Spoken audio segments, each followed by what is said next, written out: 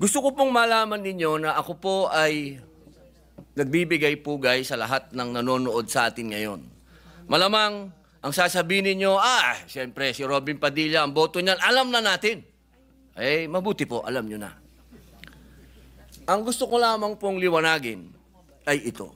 Ang nais ko, sana, ay katapusan na nito. Dismissal. Una pa lang po, bago pa lang po kami na-convene, labag na po sa kalooban ko na matuloy ito.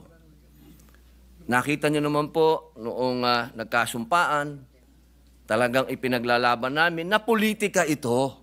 Politika ito At kailangan ng due process.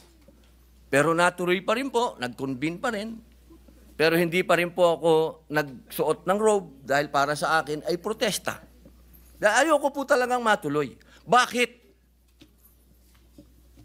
Sa loob po ng matagal na panahon ni Bonifacio, ni Aguinaldo, panahon ni Aguinaldo, ni Quezon, panahon ni Marcos Sr., ni Aquino Sr., ni Aquino Jr., ni Arroyo, Marcos Jr., PRRD Duterte, HOR ngayon, at Vice President Duterte. Hindi na po tayo natapos sa usapin ng politika at yaan po ay pinagtibay ng Supreme Court sa kanyang desisyon na sinabi niya mismo, oo, politika lang impeachment, pero hindi kailanman dapat masagasaan nito ang karapatan ng tao.